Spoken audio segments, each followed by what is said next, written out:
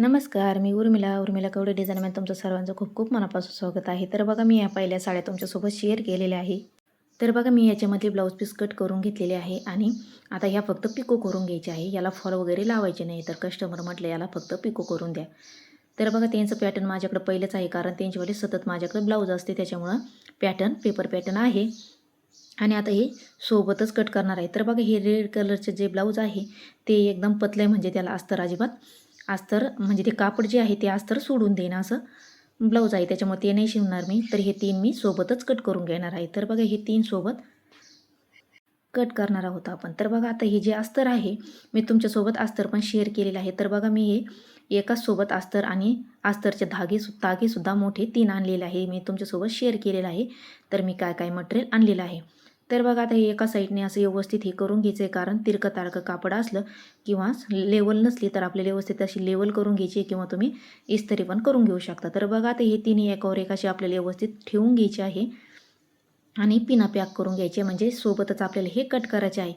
तर बघा एकाच कस्टमरचे ब्लाऊज असले तर आपल्याला कसे कट करायचे मी हे बरेच वेळेस तुम्हाला दाखवलेलं आहे बऱ्याच व्हिडिओमध्ये. तर बघा एकाच कस्टमरचे ब्लाऊज असले तर असे व्यवस्थित सोबतच आपल्याला आथरून घ्यायचे आहे आणि पिनाने असे पॅक करून घ्यायचे. आणि हे जे पॅटर्न आहे पेपर पॅटर्न ते असं बंद बाजूकून पाठीमागचा भाग ठेवायचा आहे आणि त्याच्यानंतर समोरचं पॅटर्न एका साईडने ठेवायचं आहे इथं, म्हणजे बसन असं या पद्धतीने आपल्याला व्यवस्थित आपल्याला हे पॅटर्न असे ठेवून घ्यायचे आहे. तर बघा व्यवस्थित हे पॅटर्न बसतं. तर बघा ही 9वरती फिटिंग आहे या ब्लाऊजची. तर बघा त्यांना बाई थोडीशी वाढून घ्यायची होती, त्याच्यामुळे मी जेवढी बाई आहे त्यांचीवाली तेवढी बाई ठेवून घेतलेली आहे. आणि हे अस्तरचे आहे त्याच्यामुळे मी आहे तेवढंच घेतलेलं आहे, कारण ती जी बाई आहे ती मी म्हणजे साध्या ब्लाऊजला लागन तशी त्या मापाची आपली कट करून घेतलेली होती. तर बघा आता व्यवस्थित हे पॅटर्न असे ठेवून घेतले होते आणि खडूनी व्यवस्थित मार्किंग करून घेतलेली आहे. व्यवस्थित मार्किंग करून घेतल्याच्यानंतर मी पिना पण याला पॅक करून घेतलेले आहे. आणि आता आपण जशी खडूनी मार्किंग केलेली आहे तसं आपल्याला व्यवस्थित हे पॅटर्न कट करून घ्यायचे. तर बघा एका कस्टमरचे असले तर या पद्धतीने तुम्ही ब्लाऊज पीस म्हणजे अस्तरवरती काढून घेऊ शकता, म्हणजे आपला वेळ भरपूर वाचतो, कारण एक एक आपल्याला पॅटर्न कट करीत बसलं तर भरपूर वेळ निघून जातो. त्याच्यामुळे तुम्ही एकाच कस्टमरचे असले तर तुम्ही या पद्धतीने सुद्धा कट करून घेऊ शकता. तर बघा व्यवस्थित आता खडूने मार्किंग केलेली आहे, तसं तर आपल्याला व्यवस्थित आता हे पूर्ण पॅटर्न आपल्याला व्यवस्थित कट करून घ्यायचे आहे. तर बघा जे रेड कलरचं आहे ते अजिबात चांगलं कापड नाही, तर कस्टमरला मी आता फोन करून विचारीन. तर ते अस्तर वगैरे म्हणजे अस्तर आहे चांगलं, पण जे ब्लाऊज पीस आहे तो अजिबात चांगला नाही आहे, ते अजिबात म्हणजे धागा सोडून देईन ते. त्याच्यामुळे मी त्यांना सांगन, त्या म्हटल्या शिवा, तर मी शिवीन, नाही तर नाही म्हटल्या तर नाही शिवणार. कारण त्यांचं एक पहिलं जे ब्लाऊज आहे मी शिवून दिलेलं असंच एकदम पतलं होतं, त्यांनी अजिबात म्हणजे अस्तर सोडून दिलं.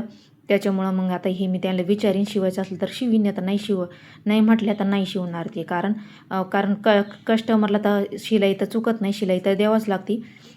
मग आपण तरी कशाला चांगलं असलं तरच शिवून द्यायचं, चांगलं नसलं तर आपल्याला शिवून म्हणजे आपण त्यांना विचारू शकतो की तुम्हाला शिवायचं का नाही.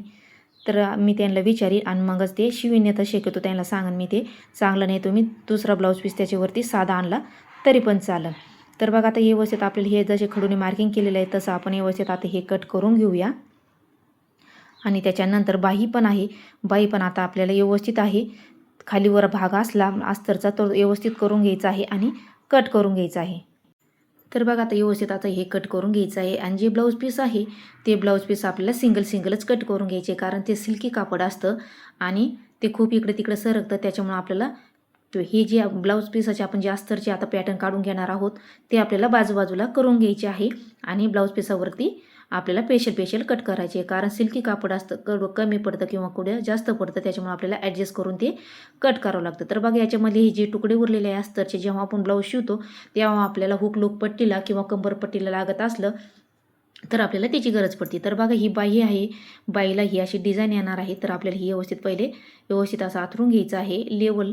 आणि मग ही इथं पहिले आपल्याला बाही कट करून घ्यायची आहे. तर बघा असं व्यवस्थित आपल्याला इथं ठेवून घ्यायचं आहे आणि अर्धा इंचाने आपल्याला जास्तीचं कट करायचं आहे. तर बघा दोन्ही साईडनी आपल्याला थोडे जॉईंट येणार आहे. तर बघू आता जेव्हा शिवीन तेव्हा मी एकूणच जॉईंट लावून घेईन, कारण थोडंफार जॉईंट येणार आहे, जास्तीचं येणार नाही. तर बघा व्यवस्थित असं अर्धा इंचाने मी जास्तीचं कट केलेलं आहे आणि जेव्हा शिवतो तेव्हा कमी जास्त पडायला नको म्हणून जास्तीचं कट केलेलं आहे. तर बघा आता इकडची साईड घेतलेली आहे बंद बाजू. आता इकडच्या साईडने व्यवस्थित हे कापड आपल्याला व्यवस्थित करून घ्यायचं आहे आणि पाठीमागचा जो भाग आहे तो आपल्याला इकडच्या साईडने पाठीमागचा भाग कट करायचा आहे बंद साईडने. तर बघा व्यवस्थित असं कापड आथरून घेतलेलं आहे आणि आता व्यवस्थित असं हे पण ठेवून घ्यायचं आहे अस्तर आणि जास्तीचं कट करून घ्यायचं आहे. तर बघा जास्तीचं का कट करायचं किंवा आपण शिवतो तेव्हा, कारण हे सिल्की कापड असतं त्याच्यामुळं कमी जास्त पडायला नको म्हणून आपल्याला हे जास्तीचं कट करावं लागतं. तर बघा पूर्ण पॅटर्न व्यवस्थित असे बसलेले आहे, कारण ब्लाऊज पीस हा मोठा होतो त्याच्यामुळं आपले हे पॅटर्न व्यवस्थित बसलेलं आहे. तर बघा आता व्यवस्थित आता आपण हे कट करून घेऊया आणि जे बाईला जॉईंट थोडासा येणार आहे तो जॉईंट आपण लगेच याच्यामधूनच कट करून लगेच त्याच्यामध्ये ठेवून घ्यायचा आहे, म्हणजे आपल्याला लक्षात पण राहतं आपल्याला इथं जॉईंट द्यायचं आहे म्हणून. तर बघा व्यवस्थित आता हे व्यवस्थित ठेवून घेतलेलं आहे ना. बघा हे जे कापड आहे ते आता लगेच आपल्याला बाहीवरती ठेवून घ्यायचं आहे, म्हणजे हा आपल्याला जॉईंट द्यायला लगेच कापड लागेल. तर बघा व्यवस्थित आता हे पण पॅटर्न आपल्याला व्यवस्थित असं कट करून घ्यायचं आहे ना. हे मी आता हे कट करून तुम्हाला दाखवलेलं आहे एक, आणि त्याच्यानंतर आता जे 2 राहिलेले आहे ते मी ह्याच पद्धतीने असे कट करून घेणार आहे आणि व्यवस्थित हे बांधून ठेवायचे आहे. म्हणजे सिल्की कापड असतं इकडे तिकडे हे कापड पडू नये म्हणून आपण हे एकावर एक असे व्यवस्थित ठेवून घ्यायचे आहे आणि बांधून ठेवायचे आहे. म्हणजे जेव्हा आपल्याला शिवायला घ्यायचं असतं तेव्हा लगेच आपल्याला हे पॅटर्न सापडतं. त्याच्यामुळं आपल्याला हे लगेच व्यवस्थित असं उरलेलं कापड आहे किंवा अस्तर आहे याच्यामध्येच आपल्याला बांधून ठेवायचं, म्हणजे जेव्हा आपण हे शिवायला घेतो तेव्हा लगेच आपल्याला हे सापडतं. तर बघा आता हे मी कट करून घेतलेलं आहे आणि या साड्या मी नंतर फक्त पिको करून घेणार आहे. तर बघा आता हे कट करून झाल्याच्यानंतर मी आता हे लगेच शिवायला घेणार आहे. तर हे बरेच दिवस झाले त्यांचे लग्नाचे जे अर्जंट ब्लाऊज होते मी ते लग्नाचे ब्लाऊज त्यांचे देऊन टाकलेले आहे. मी तुमच्यासोबत ते आपण साड्या शेअर केलेल्या आहे आणि त्याच्यावरची पाठीमागची डिझाईन पण मी शेअर केलेली आहे. 2 काठापादराचे होते आणि एक आपली सिल्कीमधली साडी होती. तर त्याच्यावरचं पण ब्लाऊज मी फिटिंग कसं करायचं ते पण तुमच्यासोबत शेअर केलेलं आहे. ते तुम्ही बघितलं नसेल तर नक्की चेक करा. आणि पाठीमागची डिझाईन पण त्याच्यामधली मी शेअर केलेली आहे पानगाळ्यामध्ये आणि पंचकोनी लेसमध्ये. तर बघितली नसेल तर नक्की बघा. तर बघा आता हे 2 जे आहे ते पण मी आता लगेच कट करून घेते. तर बघा कट करून झाल्याच्या नंतर आता मी लगेच शिवायला घेणार आहे. तर बघा आता याच्यामधलं मी पहिले पिंक कलर, म्हणजे हे जे पिंक कलरचं होतं ते मी शिवायला घेतलं होतं. तर बघा एकदम फिनिशिंगमध्ये असं हे 4 टक्समध्ये हे ब्लाऊज रेडी झालेलं आहे आणि बघू शकता तुम्ही एकदम हुक वगैरे पण मी रेडी करून घेतलेलं आहे. आणि पाठीमागून असं मी चौकोनी गळा घेतलेला आहे आणि नॉट मी म्हणलं अस्तरची बनवून घेतलेली आहे, कारण हे सिल्कीमधली कापड होतं त्याच्यामुळे जमत नव्हतं म्हणून मी अस्तरचं बनवून घेतलेलं आहे ना. बघा इथं एका साईडने मी असा जॉईंट घेतलेला आहे दोन्ही बाईला. तर बघा या पद्धतीने जॉईंट पण एकदम फिनिशिंगमध्ये असं रेडी करून घेतलेलं आणि ब्लाऊज पण एकदम फिनिशिंगमध्ये असं रेडी झालेलं आहे. आणि त्याच्यानंतर आता मी दुसरं पण ब्लाऊज लगेच शिवायला घेणार आहे आणि ते पण मी रेडी करून घेणार आहे. तर बघा मी हे 2 ब्लाऊज व्यवस्थित असे रेडी करून घेतलेले आहे. तर बघा एकदम छान असं फिनिशिंगमध्ये हे ब्लाऊज रेडी झालेले आहे. आणि तुम्ही म्हणता याची शिलाई, तर मी याची शिलाई 250-250 रुपये घेणार आहे, कारण अस्तर पण मीच वापरले आहे आणि लेस आणि नॉट पण बनवून घेतलेले आहे. तर बघा याची शिलाई मी 250-250 रुपये घेणार आहे. एकदम फिनिशिंगमध्ये असे ब्लाऊज रेडी झालेले आहे. त्याच्यानंतर हे तिसरं जे ब्लाऊज आहे हे मी नंतर रेडी करून घेणार आहे. तर बघा एका दिवसामध्ये मी हे कटिंग करून हे ब्लाऊज शिवून घेतलेले आहे दोन्ही. तर बघा त्याच्यानंतर मी हे दुसऱ्या दिवशी तुमच्यासोबत म्हणजे शेअर केलेलं आहे. तर बघा हे शिवून झाल्याच्या नंतर तर बघा आजचा व्हिडिओ तुम्हाला माझा कसा वाटला नक्की सांगा. भेटूया पुढच्या व्हिडिओ, तोपर्यंत धन्यवाद.